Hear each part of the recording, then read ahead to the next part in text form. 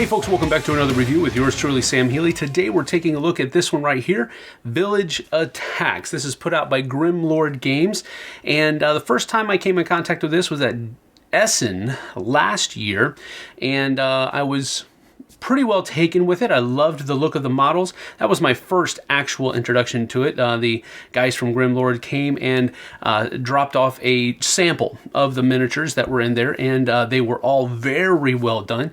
So we'll show those in a little bit later. But then I got to stop by and do a demo at their booth at Essen last year and really enjoyed the game. I've played it a couple times since then, and so let's get down to the table and show you how it works, and then we'll come back with some final thoughts in just a few moments. So let's get to it.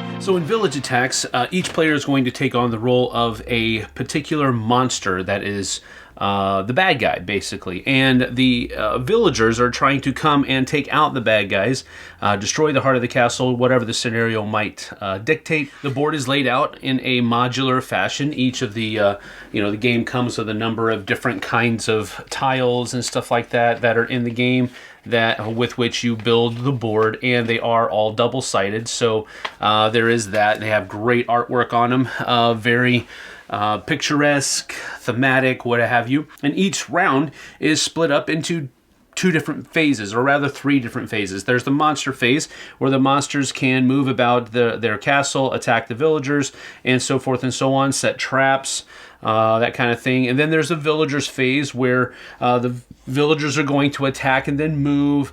More villagers will be spawned. Sometimes town heroes will be spawned, or hunters. Hunters are a little bit, they're like buffed up peasants, basically. And town heroes are like mercenaries that have been hired to come in and deal with us, monsters. And then there's a cleanup phase where we kind of remove different kinds of effects and stuff like that off the board, and then we go back to the monsters phase.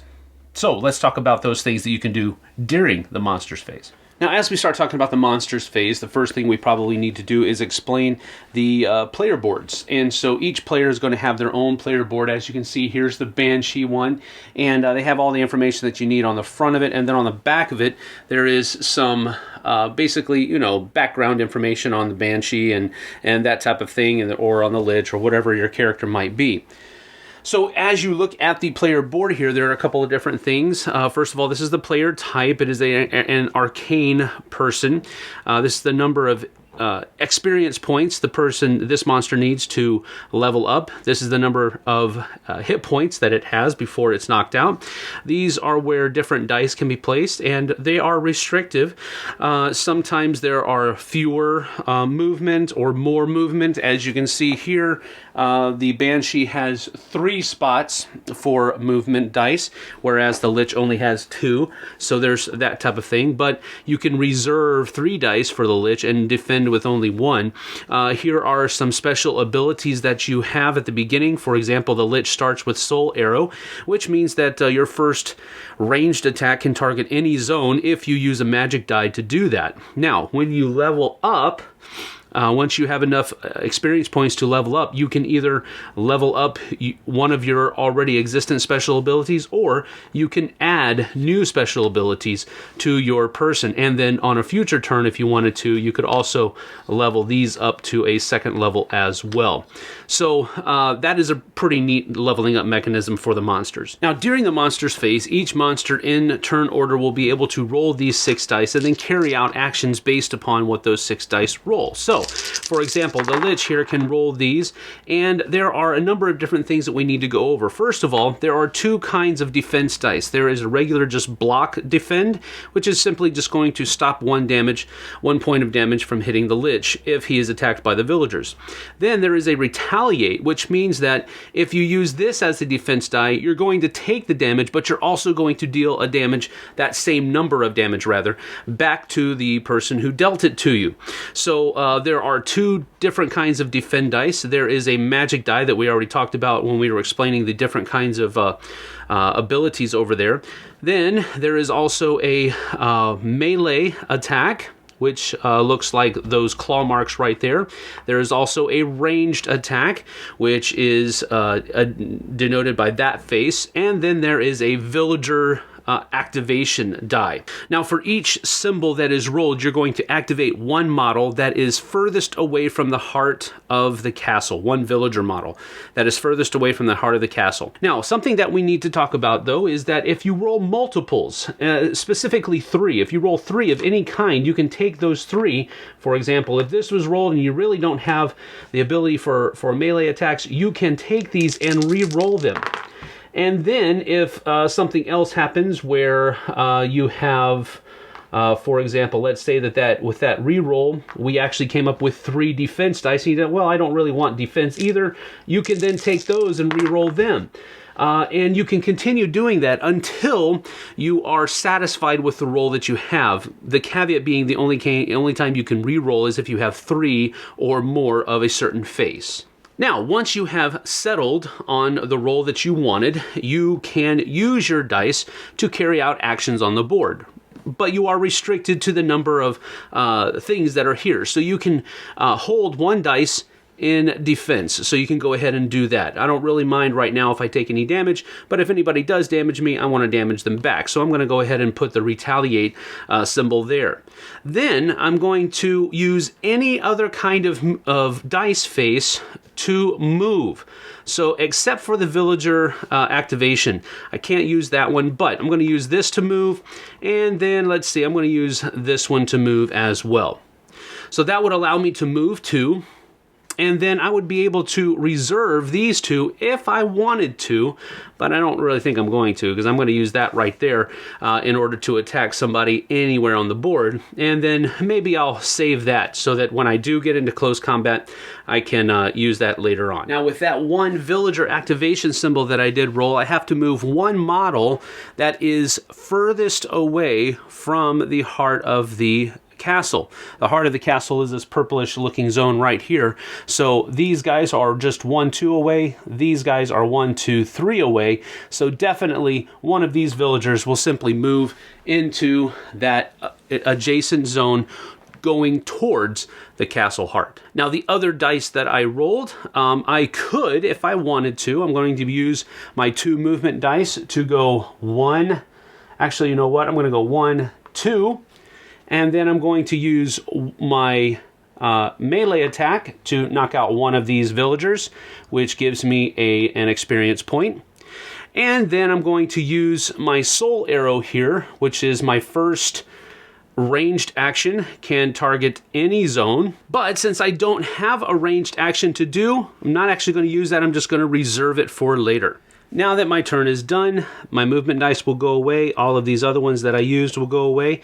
But these that have not yet been used yet, because this won't take effect until the villager phase in which I'm going to be attacked, these are going to have to be replaced by tokens that do, of course, come in the game because these dice are used somewhere else. And so I also have a magic symbol here that will be able to be used later on. And now these dice are passed to the next player. So after all of the monsters have taken their turns in turn order, then it moves on to the villagers phase, where the first thing we do is we advance the village event dial like so. Now the reason we do that is that some of these event cards will be triggered when we reach a certain number or numbers determined by the scenario specific rules.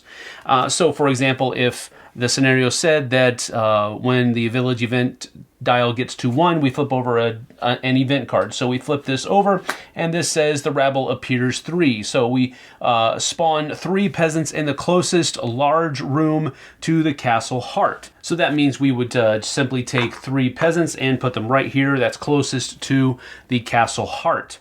All right, and then we would continue on with the rest of the phase. So first of all, enemy attacks and then movement. So if there are any enemies that are within range, if they have ranged attack, or if they're in a spot that has a monster, then they will attack. If they don't have any viable targets where they are, then they're simply going to move. So these 3 here would move closer to the heart this way, and then any other traps that are on the board would trigger. And these are traps right here, and they can be purchased during the monsters round by using dice denoted by the symbol that's up here at the top of the card. They can use a die that has that symbol to purchase the card and then place it somewhere on the board. For example, using these symbols right down here as the moniker of where they can go. And then villagers would spawn next. The village spawn deck is over here, and it has a number of different cards in it. First of all, it has, for example, peasant cards. And so it determines whenever a villager dies, being killed by a monster, then this will go down. And once the village morale has reached certain numbers, tier 2 will be triggered, and then finally tier 3 will be triggered as well. So the difficulty of the scenarios will ramp up over time, depending on how long it takes for the monsters to actually do their job and get rid of those peasants that are encroaching upon their territory. So in tier 1, for example, if this one came up, we would take 4 villagers and place them into a spawn zone. In tier 1 on this one, though, only 3 would come out. Tier 2, 6, and 5, and then tier 3, 8, and 7. 2 different kinds of hunter cards that are in the deck as well. And hunters are a little bit stronger, so they do a little bit of a better job. So fewer of them come out, but they do more damage. And then finally, the last kind of card in the deck are town hero cards that look like this. And they're a little bit different because only one of these town heroes will come out. At the beginning of the game, this deck will be shuffled like so. And then whenever this deck, one of these different kinds of cards come up, on tier 1, it simply says that nothing is spawned. But tier 2, it means that a town hero will be spawned. So we would take and spawn that town hero. In this specific space, it's going to be the alchemist that comes out, which has 4 hit points, can move 2, does 2 damage, and has a range of 0 to 1. So this person actually has ranged attack. And then they also have a special ability down there at the bottom of the card that makes them just a little bit tougher. So when these guys come out, they're really nasty. Now, another thing that comes into play are these different type tokens that are here when we're spawning. If hunters come out, we have to spawn the hunters will be equal to one of the different players that are in. So right now the Banshee isn't in the game, so these 4 tokens representing the 4 different types of characters that we have in the game would be put into the bag here. And if we spawn hunters, let's see if we do. Let's go with this section first. This section is going to get 4 peasants. And then this section over here is going to get, let's see, all right, get some hunters, 3 hunters. And so now we have to determine what kind of hunters they are. So we're going to reach in here with this bag and pull out a kind. All right, so these are arcane hunters. And so what that means is that each of these hunters are going to get purple bases, which means that they are going to do an extra point of damage to the purple or arcane person, which is the Lich. Now, one of the ways that the villagers can win is by dealing enough damage to the castle heart to bring it down to 0, in essence destroying the castle. In the first scenario, if any peasants set foot into the castle heart, the scenario automatically ends with the monsters losing. So there are varying levels of that, but generally speaking, that's how the game is played over a number of rounds until one of those game-ending conditions are met, determined by the scenario-specific rules, and that's basically how you play village attacks. So of course, this should really go without saying. This was just a basic overview of how the game plays to give you a general idea of how all the different things work together. You have the monster phase where the monsters take all of their turns, and the villager phase where you activate and possibly do an event, and all of these other things, trigger traps, and that kind of stuff. There's other things that go along with that. I didn't go over everything, just realize that. But I think it gives you a basic idea of how it plays. There are also advanced rules that are in the game. Things like is it daytime or nighttime, and there are other effects that the special abilities of the monsters will bring in. You can silence some people, you can actually stun other people, and there's a lot of different ways that you can interact in the game that I didn't go over. I just wanted to give you a basic overview. So just have that be the caveat. There's a lot more to the game than what I showed you, but that should give you a basic idea of how it plays. So with that having been said, let's go ahead and get into the pros of the game for me. First of all, the component quality and the artwork and all that kind of stuff is top notch. They did a very good job graphically designing this game, and with the artwork and with making the player boards big enough so that it can hold the dice, and you can use your player board kind of like a worksheet almost, and the different special abilities, that type of thing.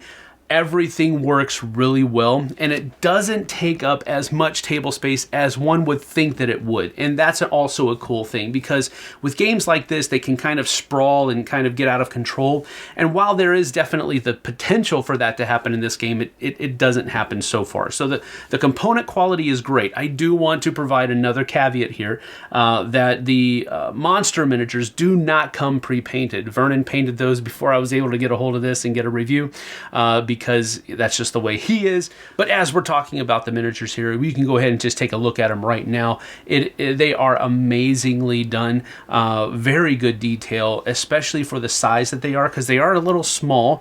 Not terribly so, but they are small, but they look really, really good. And I like that there are different sculpts for each of the different tiers. There's not just one hunter model. There's not just one peasant model. That gets boring after a while, even if there are 3D miniatures on the board. Now, my second pro is the actual gameplay, because the gameplay is engaging. I like being able to roll dice and then be able to use the different faces of those dice to do different things throughout the course of the thing. It gives me, I guess you could say, freedom to enjoy other people's turns, because I don't have to put too much thought into what I'm going to do on my turn, because I can't really decide that until I roll my dice.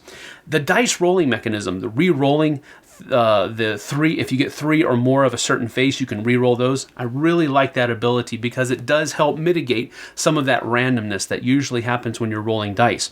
So I like that. It's one of the strong points of that mechanism, because you do have some control, not a whole lot, but you do have some control over what you're going to do over the course of the turn. You can really stack up high on one thing, or you can kind of spread things out. So I like the dice rolling mechanism and the re-rolling mechanism of the gameplay.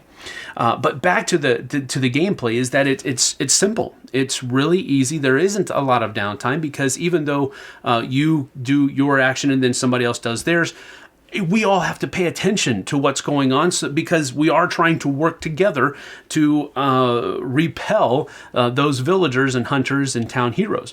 So we do have to coordinate really well, and I like that about that. The competitive and yet also cooperative version of the game, because we are wanting to level up. We want to kill those villagers so that we can level up our guy and become more powerful. But we want everybody else to as well. So we do kind of spread things out. I love the cooperative nature of the game a lot. I like the fact that there are variable player powers in the game, where each monster is different from the other one. It has a completely different set of special abilities, different ability to move, different ability to attack, different ability to reserve dice. Everything is different, and I love it when games do that, because it just makes the game a little bit more immersive for me. And then the final con has to do with the number of scenarios that the rule book comes with. It comes with no less than 14 different scenarios. And while the first, 5 are really kind of meant to ease you into all of the different aspects of the game, that leaves you 9 different scenarios that you can work through, and I think that's a great thing. They do have an expansion already planned for it, so there's that as well.